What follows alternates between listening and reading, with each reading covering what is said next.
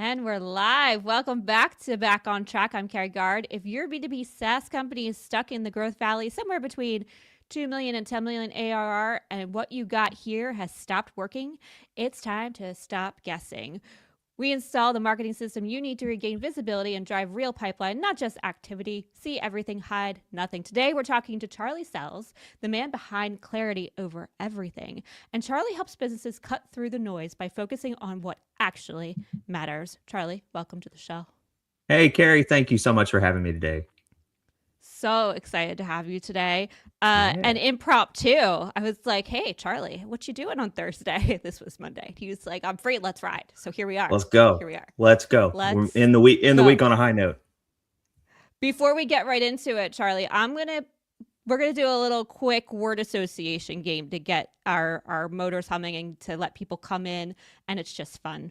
So I'm gonna say a phrase, and you're gonna have a gut reaction to it. Okay, just simple. Okay. First thing that comes to mind. Don't overthink. Great. Okay. All right, ready? Let's go. Let's go. Brand awareness. Important. Perhaps Growth very hacking. important. Oh, very important. Oh, we're gonna come back to that. Growth hacking. Ooh, underrated. Omnichannel. Overrated. Pivot. Ross. Hard not to think of Ross when you hear the word pivot. I know. Unlike sofas, what about in marketing terms? Oh, in marketing terms, necessary. Synergy. I'm trying not to overthink it. I think it's still a good buzzword. Oh I man. do. I think it's a good All right. buzzword. We're gonna unpack all those, folks. We're gonna get into it. Charlie, you talk about clarity over everything. What are the first 3 indicators you see in businesses in the 5 million ARR that tell you they've lost their clarity? I think the biggest thing I hear just at the top of the list is most of the business owners and the leaders that I interact with and that I talk to wind up committing random acts of marketing, and it's really not their fault. Like, they want to focus so much on what they do, and marketing becomes an afterthought, or a brand strategy just becomes something that we sort of think about doing. And over time, a bunch of tactics will just pile on in the name of trial and error. And we forget to just stop and think about what we've learned from all of these. Should we be continuing some of these? Or do we have to stop or pull over or build something new? And I think that's where a lot of business owners find themselves is they don't want to focus on marketing, and they don't want to think about how is my brand actually performing and being perceived out in the marketplace and with my customers. I think that's the first place I find a lot of business owners get stuck and where things start to get unclear. Some of the dead giveaway phrases are like, I'm not sure, or I don't know, or I have so many ideas and I have no idea what to do with them. I think part B to that, and it's directly connected to it, is there's just like an unclear direction of, again, we're just trying a bunch of stuff. We're throwing dry spaghetti on the wall and hoping that something will stick. And most business owners just don't know where they're going. And by default, any path is going to get them there. I think third, if you have a big enough team, there's just some misalignment going on where stuff is not translating from the top or from the vision down to the people who are actually making the things and doing the stuff for you. And eventually, over time, that's going to lead to some very confusing marketing assets, and over time, some brand erosion and loss of trust with your customers. So those are the top 3 things that I hear the most from business owners. Yeah. Can't help it. I'm a founder. As much as I am a marketer, I'm also a founder, and I have lived all 3 of those. I might be living one of them right now. But Oh, yes. what I think I find this too, though, in talking to founders as well and working with a few. The random acts of marketing is interesting because it's really, I think, where they get stuck is that they think marketing is just going to put advertising on a thing Hmm. or doing some social posts, or it's channel specific, right? Yeah. They're thinking in terms of channels. What channel can I activate? But what you're saying, I think is so important, and what I've been doubling down on lately is that messaging piece, Yep. especially now with AI and how you're getting picked up in the LLMs, in those in the chat GPTs and the Claudes of the world, right? Hmm. Having that messaging has become more than fundamental. Oh, 100%. I would say it's foundational, and a lot of brands cast that off to the side, or they just assume it's going to be a byproduct of what's happening. And in reality, a lot of a lot of businesses will drift into random acts of marketing because they have no cohesive strategy, because they have no brand awareness or consistency or solid messaging, or their positioning, what they thought worked, at one point, or maybe for one ICP, is not translating to a bigger ICP or a bigger customer base too. Yeah.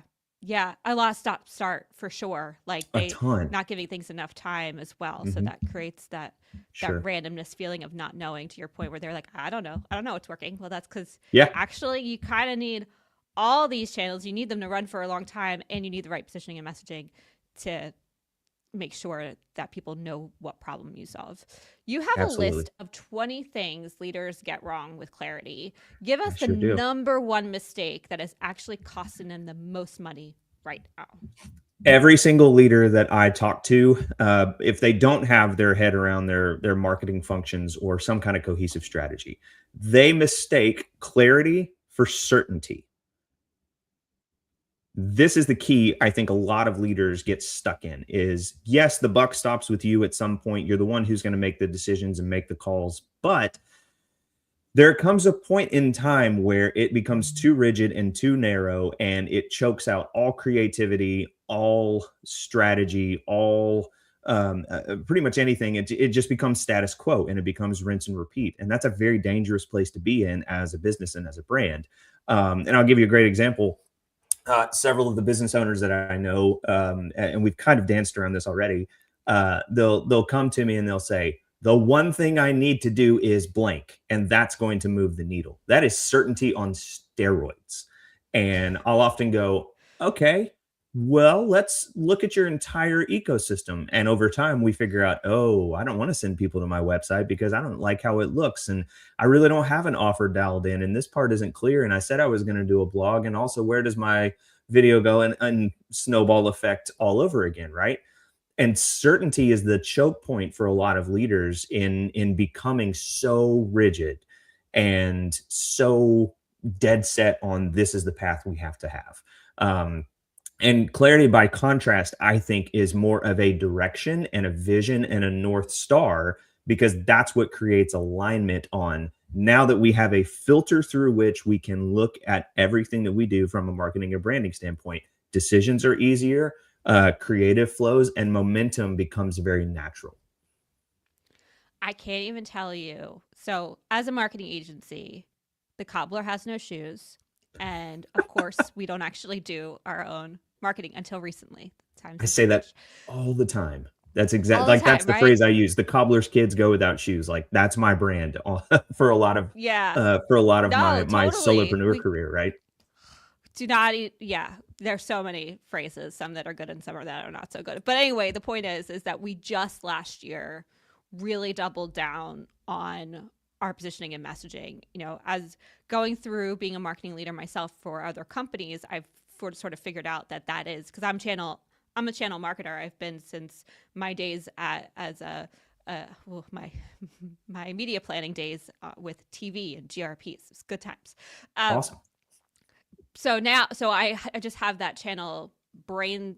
I'm kind of like that founder who's like, we just need to do these channels and these things. And I finally figured out that actually we need to figure out what makes us different than other agencies and why you should work with us. And I did Hmm. that work last year, and this year I'm starting to step into the sales seat to start saying those things. And it makes just such a difference to have something to say in relation to a real problem that people have that you can solve, that Mhm. nobody else is doing it in the way that you're doing it, is just such a game such a game changer. But So freeing, it, isn't it? it freeing is a great word. Yeah. Yes, yes. I couldn't agree more. That is exactly how I feel. I know exactly how to show up and now how to say why you want to work with us versus them. I'm still getting used to the words. Like you could hear me sort of fumble on it in the intro a little bit. I'm working on it, but Yeah. um it's just very, I know the problem, I know the solution, and I'm here for you, right? It's ah so helpful. I Hmm. I love what you said about how that, and that everything stems from that. Everything, like all the Hmm. decisions, all the creative, everything is just coming from that. It's great. You'd be Um, amazed at how many business owners like experience that for the first time, even if they've been doing something for 5 or more years. I'm working with a local business 14. right now, and yeah, exactly. Um, but I'm working with a local business here in Tennessee, and man, everything is just so much faster now that we have a plan, we have a strategy, we have True. tactics that make sense, and it's not just Yep. all over the place. We have easy rhythms where it's not taxing on anybody. And man, you can just feel the synergy. Like the business owner is now excited to talk about this kind of stuff rather than just feeling like, oh my gosh, I got to think about what's on the menu this week and how to do XYZ and blah, blah, blah, blah, blah. Um, it's, Yeah. it's, it's this catalytic aha moment for a lot of these business owners. And man, it's invaluable when you can do that too, because now you've created value beyond an ROI too for these business owners, where it's not necessarily about the numbers, although numbers are important. Now it's about the trust that I have built with and the relationships that I have with these business owners, and how we can turn that into something really special for your brand. I could talk about this all day. Uh, yes, yes to all of that. Um, Most marketing teams are piecemealing their tech stacks. When you look at a tech stack, what is the one tool that is usually an absolute waste of budget? Ooh. I mean, I don't want to disparage anybody by name. I have a lot of platforms that I'm like, when I see them, I know the bill of goods they were sold and thinking that this is the most magical all-in-one tool that you'll ever need, and it just falls dangerously short of anything. And again, I think this goes back to the silver bullet thing where a lot of entrepreneurs just grab stuff. And Mm-hmm. like, do you remember that show back in the 90s, the supermarket sweep, where they go and they just like they throw stuff in a cart and Yes. try to check out before the other person and all of that. Yeah. That might be the most obscure pop culture reference I've made in a long time, I by the love way. it. I'm here for it. Um, but that I think is how we approach business ownership at first, is thinking like I have to have all of these things, right? As a marketer, And the I got top of the in. line. Oh, absolutely. As a marketer, I got into that place where I was like, good grief, I would love to have a SEMrush license, but I don't have $200 a month to put towards something like that. And it's very expensive. It's a great tool. It's very expensive. Um, but we get into that mode where we think if I have all six of these things, then that's going to lead to success. That's going to lead to progress and sales and all of those things. It often does not, because now, even though you have six different systems that all do different things, if they don't talk to one another, you got a bigger problem, because now you have a visibility issue where you're having to go to six different things and check all of the things. An author that I worked with a couple of years ago had the exact same problem. Four very broken systems that were not talking to one another, and this had to export to that, and the tags were wrong, and all. I was like, put it on one system. Like you only need one of these things. And very hesitant, which I understand, had been on one of these platforms for 10 plus years. And I said, it's just not intuitive. It's not going to help you do, like, you want to go and post a blog every single week, and you're having to get somebody who understands code to go do it, or you're just copying and pasting and hoping that it formats correctly. And I showed them this builder all of a sudden within Squarespace, and they're like, this is what I've been missing. And all of a sudden, that again, that eye-opening thing, now I can go do more of this because I know my website's going to work for me. I know I can post stuff on the fly. I know that I can track analytics and do all of the things that I wanted to do, but just wasn't able to. So, um, man, I wish I had a solid answer where I could be like, the dead giveaway is if they are on this platform. But more often than not, you're exactly right. It's just this like we grabbed a bunch of stuff and put it together in this weird, Play-Doh looking multicolored ball and went, this is what we're going to play with now. And that usually leads to a whole lot more heartache and destruction. We've all tried the Rubik's Cube. It's not easy.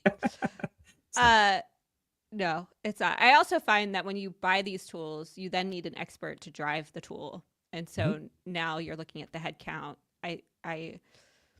If there's no owner of the platform, then there's no use of the platform is really what it comes down to. So I totally agree. It really is the conglomerate and really thinking about what's, I love how you said that. It's like, what's the roadblock in my way of helping me, allowing me to move at the speed that I want to? And how do I get the thing that's going to help me fix that thing? Right. Exactly. And sometimes there is no thing like with LinkedIn, you just have to comment. You just have to show up and write the thing and do it every day. Like, right. Like exercise and all the other things that we really just don't want to do. That's right. So unfortunately, there are tools to unblock you in some cases. And sometimes you just got to do the thing. That's right. By hand, manually.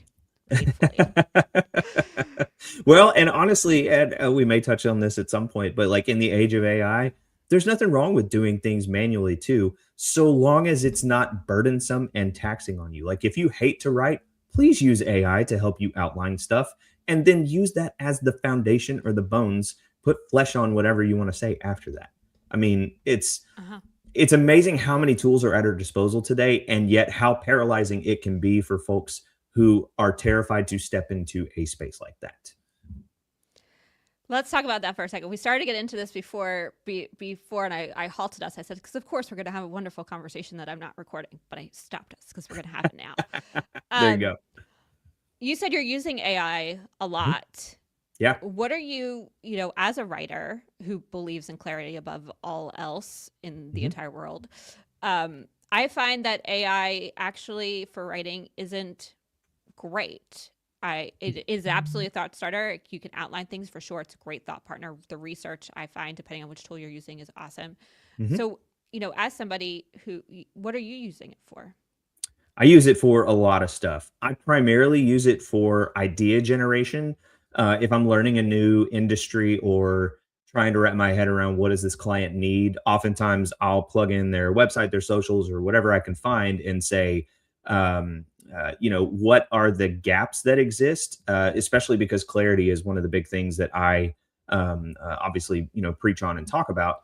I'll ask for consistency. I'll look for, competitor analysis. Some of that I will do manually too, where I'll go into another tool and say, these are the top 3 competitors. What are they ranking for? What are the trends showing, et cetera. So I primarily use it for idea generation. I don't use it for images and all that kind of stuff, like just a whole different animal, right? Number 2, just on the personal side, it has become a really great, like almost an executive assistant, but not in the way you would think. Like I have so many ideas, like a lot of the business owners that I'm sure you have on this show and probably for yourself. Like there comes a point where if it doesn't make it out of your head, there's no point in giving it any kind of credence. And so I have, a mile-long chat with everything that I've done over the last couple of years in saying like, what about this idea? What about this idea? Does this make sense? What if I wrote a book about it or, did all of that? And the recall that has provided me at different phases to be like, hey, I think 6 months ago I said something about this. Does that still make sense given my current client mix? And it'll be like, nope, we actually need to make a big old pivot for that. So like using it kind of as a historical record for what I do specifically has been unbelievably beneficial because I can't remember everything and I'm not going to remember everything, but I have a history with it.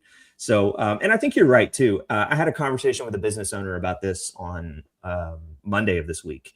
And they were like, "Are you using AI? Is it going to replace writers, etc.?" I was like, "No, it's not going to replace writers. Writers are going to use it. Writers are going to find it as a very valuable tool. But the key differentiator, and at least what I have experienced with in the marketing world, is humans are still going to have to discern and decide what makes the most sense, and what is usable and what is not.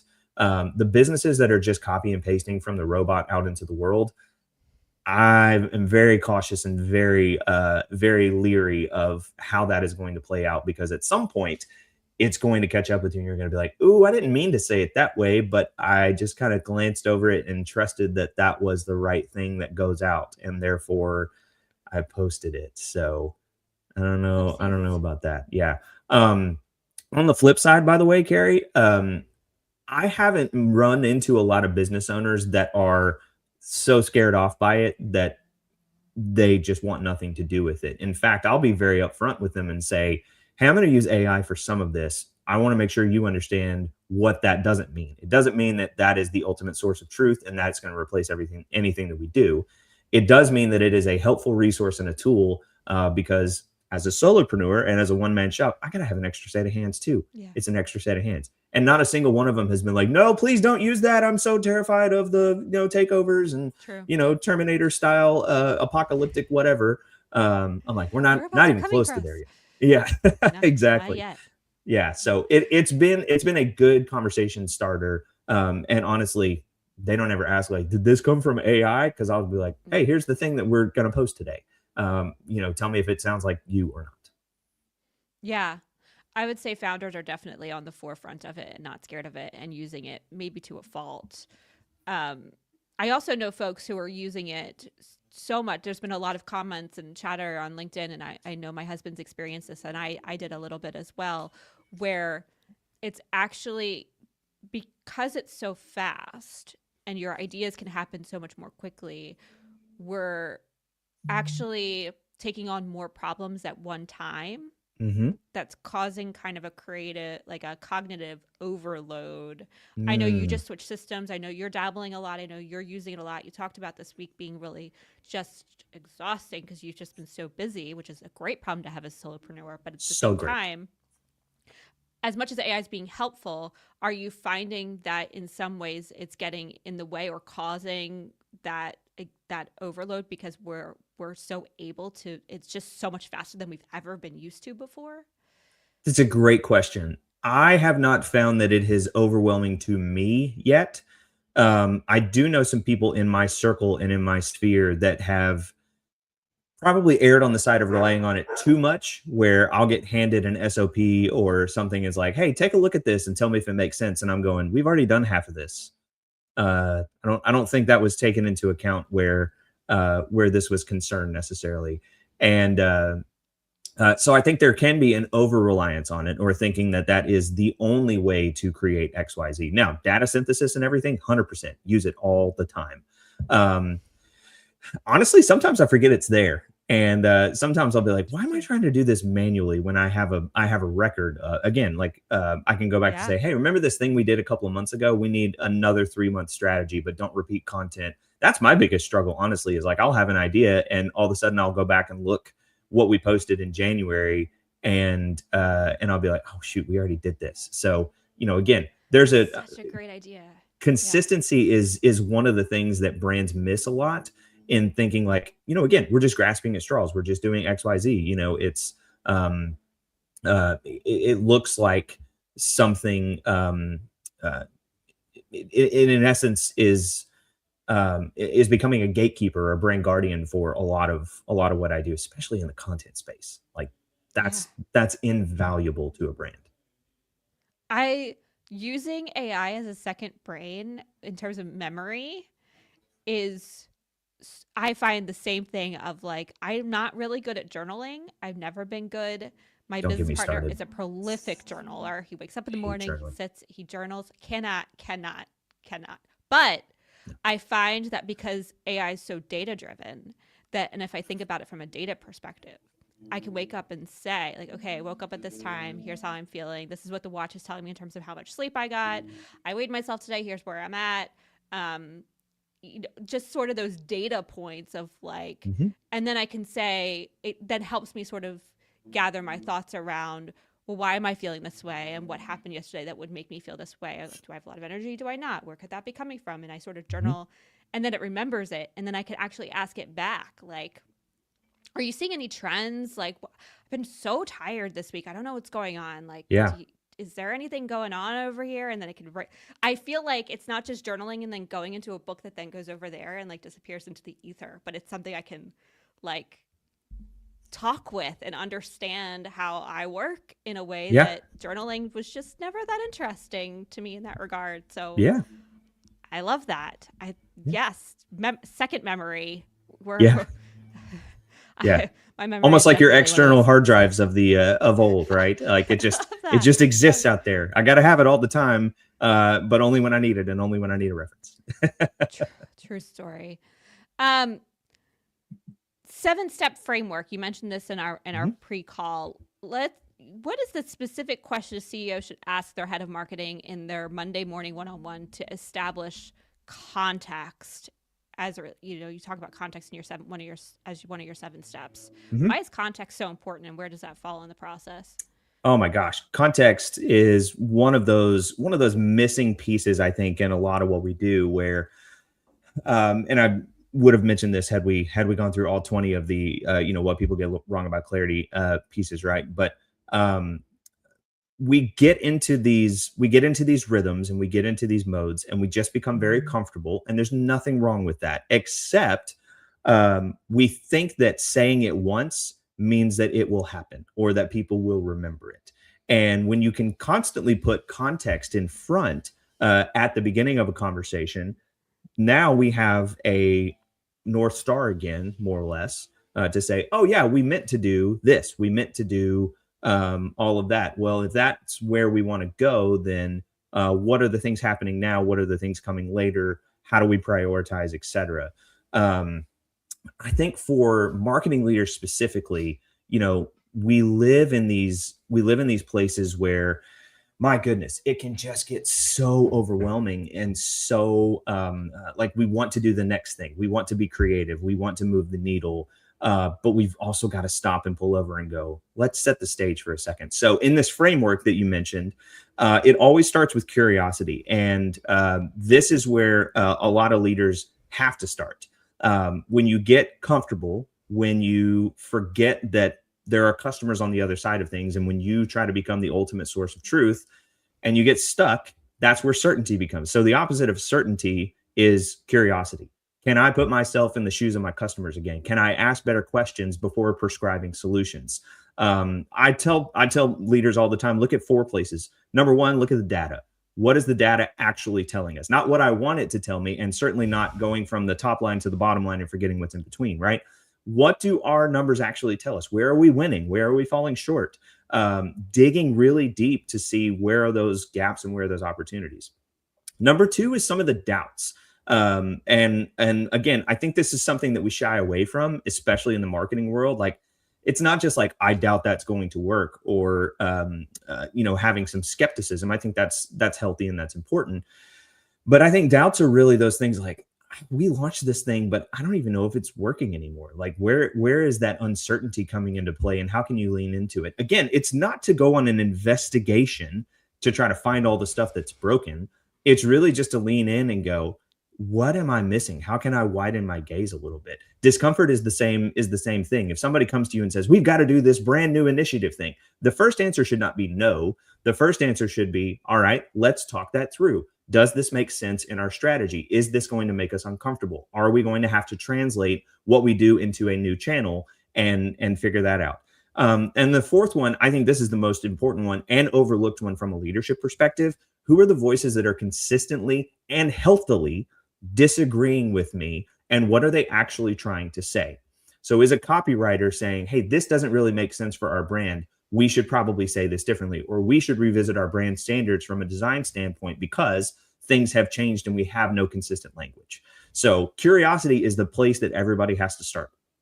Context is the next place. By the way, this framework you can use in a one-on-one, you can use it in a team meeting, you can use it in quarterly planning, you can use it in annual planning, you can use it in any place. Most of the creatives, and Carrie, you'll understand when I go through all of these at the end and say like this is how we do it.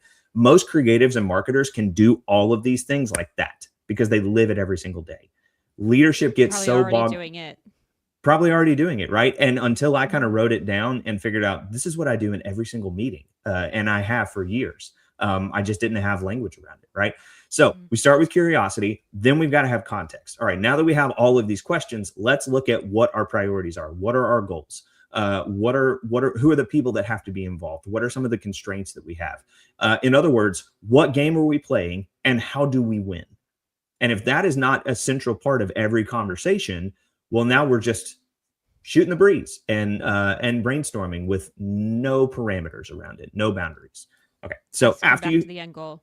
Hmm. has to always, and that can be as simple as I don't want this to sound robotic either, because if you're leading a meeting and you're like, "What questions do we have about this particular campaign?" Let's now go to the context part. It doesn't have to be robotic and it doesn't have to be clinical. It can be as simple as, hey, just as a reminder, this is the goal we are working towards this week, or this is why this campaign matters. Tying somebody's work back to a why actually creates momentum and boosts morale, and makes people go create better stuff. Um, so after you go through those things, I think there's three filters that you have to look at every single problem through. The first is, are we being competitive? Not are we spending more or are we doing better than our competitors, but are we clarifying what makes us different, not what makes us louder? And that's where a lot of brands get real lost, is they think we got to do more. We've got to say more. It's got to be flashy. It's got to be produced. It's got to be X, Y, and No, no, Z. no. It Nope. goes back to being as simple as product first positioning. That's as Yep. simple as we can make it, right? So we have to make sure we're leaning into our competitive advantage, not trying to copy our competitors. Number two is, are we being consistent? And this is the thing I hope I preach till the day I die. Nothing will kill a brand faster than being inconsistent across channels, across messaging, across creative, across everything else. Because if they see a commercial and then have a very different experience on your website, or they read an email that's totally different than your social stuff, you are losing. You don't I know think it that's yet. really important. Yeah. I want to, I think people get, as I think for me, I kind of get hung up on the word consistency because Mhm. I think consistency means that I need to be everywhere all the time. But what Yeah. you're saying is so much more important, which is your message throughout the customer journey, wherever it is, has to be consistent. 100%. Absolutely. And it's not just your message, it's everything to do with your brand. This is Sure. where I think branding gets relegated to a logo or design. And those are important and So they much matter. more. It is so much more than that. And that's where brand consistency can build trust over time. Um, I had a brand leader, one of my leaders when I was at a very large company. He just said, he said, well, how did he say it? Man, it obviously stuck with me. But it had to do with meaning and trust fueled by experience. Like that's how you build a brand that lasts. If there's meaning behind what you do, if you're building trust with your customers, and if they are experiencing that consistency everywhere all the time, trust on repeat is one of the ways that I say it. The last one is the hardest one, and you know this just in working with clients: being concise, simplifying to multiply, having So fewer hard. priorities, having a clearer message. It makes yeses easier over time. And I can't tell you how many times I've had to work with business owners who are like, I want to do all of this stuff. I'm like, pick two. And they're like, but we could do all of them. I'm like, and you will burn out, and I will burn out, and nobody will be happy, and the brand will not win. That's part one of it Dude. too. I think part two of it is like, we want to say more, we want to do more. One of my favorite examples is I was working with a business owner when I first launched out. They don't know that they were a guinea pig, but they were a guinea pig, and it was great. I combed their website and I looked for all of the things that could be a headline, that could be an H1, that could be, the thing that encapsulates this brand. And it was just like 10 words here, 20 words here, three paragraphs, nine bullet points, and the whole nine. And so when I was going through all of their other stuff and really just kind of auditing everything that they had out in the world, I found 5 words just kind of tucked away in a presentation. I said, "Why is this not your H1?" And they were like, well, we used it for a presentation once and it sounded really good." I was like, "It doesn't just sound good, it summarizes your brand and what you want these people to do in 5 words. Like, it's the most clear picture and representation." They're like, "Yeah, but we want to say this, this, and this." I'm like, "Cool, put it on a landing page, put it in an email, put it somewhere else. Let Sure. them go through your Yeah. course and discover it for themselves." Those are not intriguing. That's just information. This is compelling. This is the thing that is going to push your brand over the edge. And they're like, "Huh, okay, 5 words versus 20." I mean, Ugh. most brands are So not willing to hard. do that work. And that's true. It is the hardest part of this entire framework, is to cut and then cut again and then cut the last 10% until it And does it make actually sense and not feel doesn't like make vaporware? sense. Like that's what's so hard is like I remember we were doing this with ours last year and I'm still trying to find it because it just feels empty. Like Yeah. one of the taglines we used was um we it was something around the details like we manage the details, you capture the market. I'm like that doesn't mean anything. Like Yeah. that could be any agency in any of the land doing anything. We do Hmm. these two things to help your brand get found. Like that's what we do. Like I Hmm. don't that but that doesn't feel compelling to say Yeah.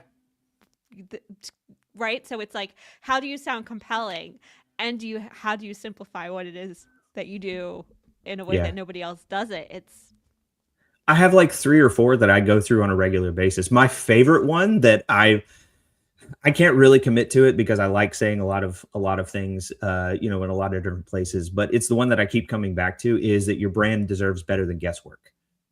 Because a lot of times, again, it is just kind of throwing stuff out there and seeing what happens, or trial and error for the sake of trial and error.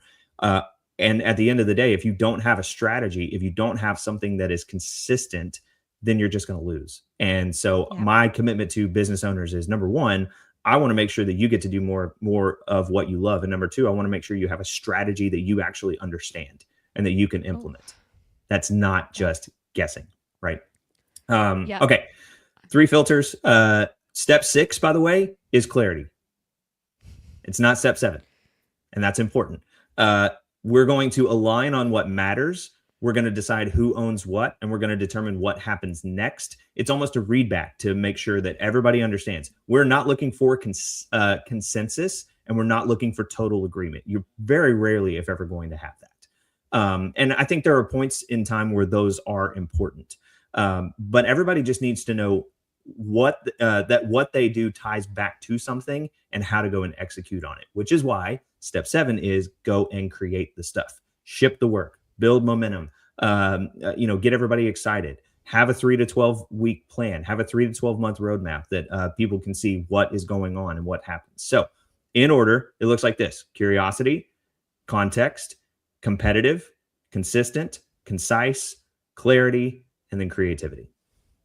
That's the framework I think There that it is. all of us go through at Yeah. in the marketing and especially the creative world at some point. Naturally. Yeah. Mhm. But it's so nice to actually have it spelled out for us in a way that we can like double down on it. Yep. Um, the competitive filters. What are the 3 columns you use to compare a client's messaging against their top 2 competitors? Some of that I do in real time with a business owner. I think the first thing is Donald Miller says it in just a beautiful way. Does your website pass the grunt test? That's always the first line that I look at. Is like, does your H1 make sense? Does your overall messaging permeate throughout your entire site? That's the first place that I do. In fact, I do this every now and then, where I'll throw something out on LinkedIn and be like, "Hey, send me your website. I'll tell you what's unclear in 10 minutes or less." And it is, one, really, really fun, and two, really eye opening for a business owner to get an objective look at, oh, shoot, I have been using insider language. I've been using tech words. I haven't been using the words that solve my customers' problems before. Yeah. And, oh man, I did one for a big growing company that's in like 12 states, soon to be 50, over the next couple of years. And Amazing. I was talking to the marketing lead on it. I was like, "You know that I couldn't figure out what this thing was until halfway down the page, right?"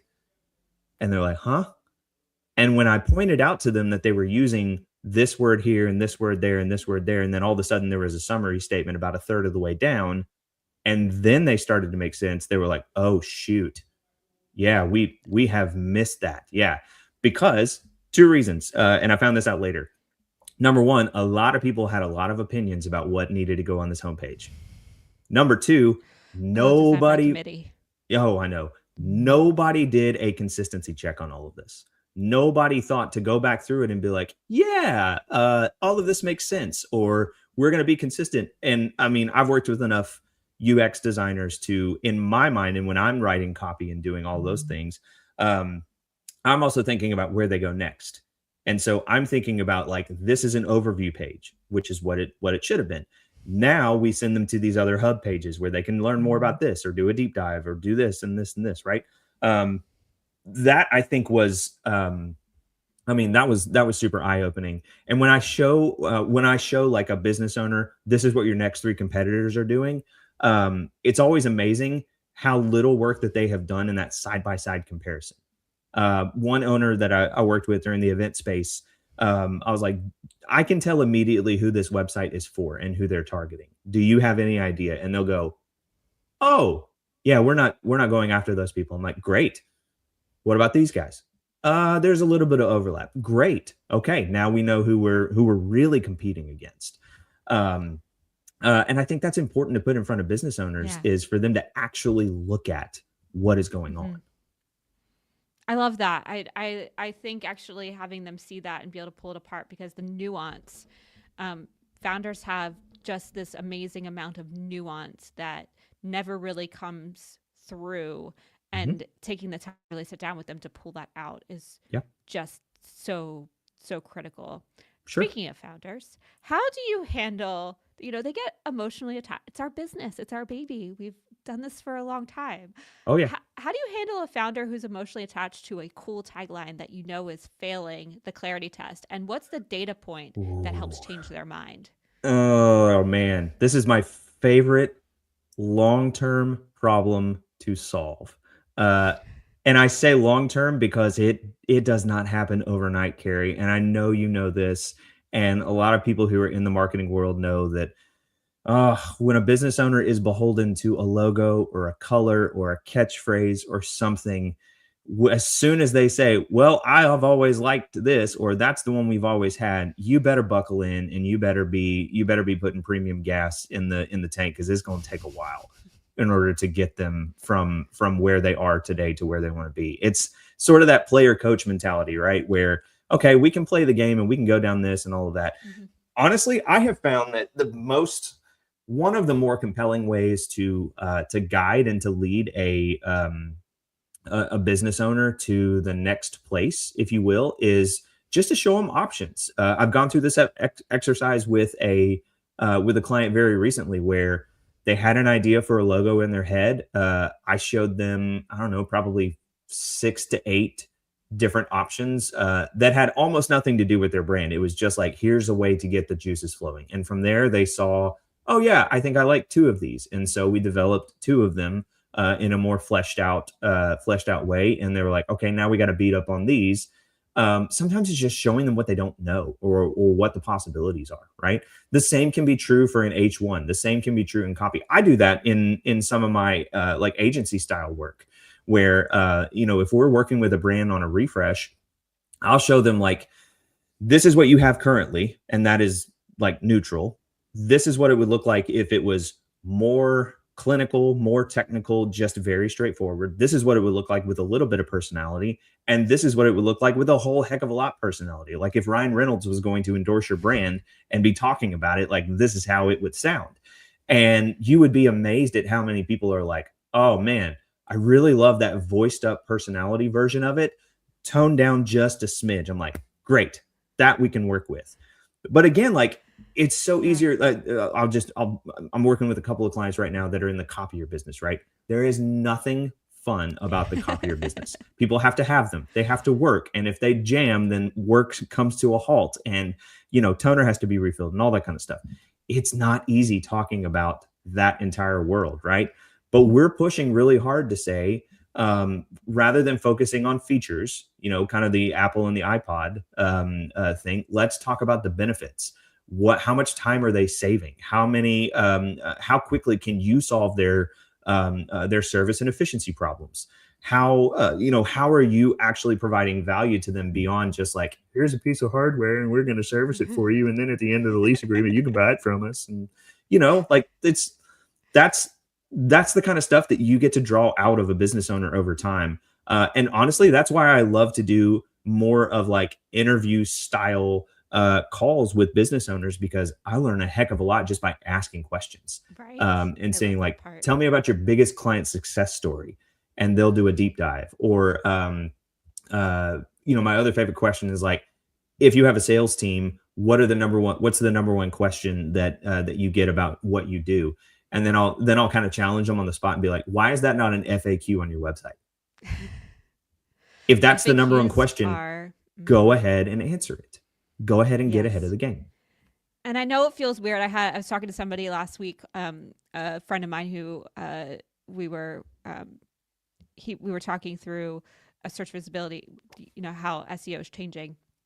And he was like, never in a million years did I think having FAQs at the bottom of a page was a thing. I thought it looked so weird. I felt like it was really Yeah. chunky coming out of left field. And now it just needs to be completely standard. I'm like, yes, it Hmm. really does. It's to your point of not just being able to easily answer the question for the user, but it also allows for the LLMs and for the answer engine for Google to pick you up so much faster because it doesn't have to search so hard for the answer. It's right there. Yep. So I know it feels weird. Why would this doesn't look pretty? It's at the bottom of your website. It feels out of place, but it's so crucial these days. 100% agree. Get those FAQs in Especially, there. well, especially if you have so many different verticals that you're trying to keep track of. Um, uh, I mean, sometimes, and I think this is where you're going with that point as well. I mean, eventually, nobody's going to search for information in the traditional way. They're just going to type it into Google or ChatGPT or Claude or wherever, and they're going to ask a question just like your FAQs sound. And imagine what's going to happen when those actually pop up as the answer, and there's a link reference, and they can go to your site and do all the things, right? Yeah. Um, and if you have so many verticals that you would hope land with a customer, FAQs are going to become a vital part of your website, because you shouldn't just be answering we should say this too, right? You shouldn't just be answering questions about your brand, your product, and your services. Answer general questions like, why does a multifunction printer matter? Do I need a multifunction printer or a laser printer? um, some of those Mm-hmm. industry specific questions that aren't just about Yes. your brand. They're just thought leadership repackaged and put at It's the a bottom of a page. definitely Yeah, it's definitely a balancing act as the so the way we're thinking about this is search visibility optimization, right? So adding to the acronym soup, I know, but we needed I just got so tired of writing SEO, AEO, and GEO because you need all three, folks.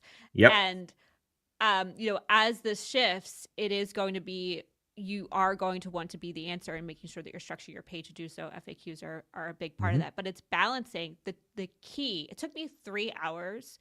I'm an SEO agency. You think I'd be able to do this faster, but it literally took me 3 hours to write a pillar page the other day because it's Hmm. this marrying of not just writing about the difference between a laser printer and a multi printer, Hmm. but your brand identity of why you're different needs to also be baked in there in a way that doesn't feel like you're trying to sell something, but you're being, to your point, that thought leader in the space of why you.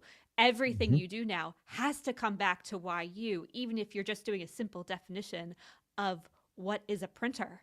Yeah. Like, what is a what does a printer mean to you as in your brand of what you're trying to Hmm. accomplish these days? It's Hmm. so much more complicated than just Yeah. simply pumping out these definitions and these high level pages around information, because that information exists all over the internet and the Mhm. AI can get that from anywhere. But That's why right. should they be getting it from you? It's Yep. yeah, Yeah. it's a whole new world, It but is. exciting. It is. It is. And props to the clients out there who are thinking about that, even if you're not implementing it yet, because we're still trying to figure it out, right? Like, Yeah, it is. 100. Man, someone's like, "What about this? Like, how can I do that?" I'm like, "I have no idea. Like, I'm guessing at We're it all too." learning it And out. we're all learning it in real time. And as the pros, like as the professionals who are supposed to be able to recommend and prescribe and do all of that, we have no idea how It's it's going going to to change. change. It's going to change Yeah. tomorrow. There's Yep. like there's no rhyme or reason to it, which in my opinion is kind of fun, because like it's a new adventure, right? It's a new side quest Yes. that we get to go 100%. on.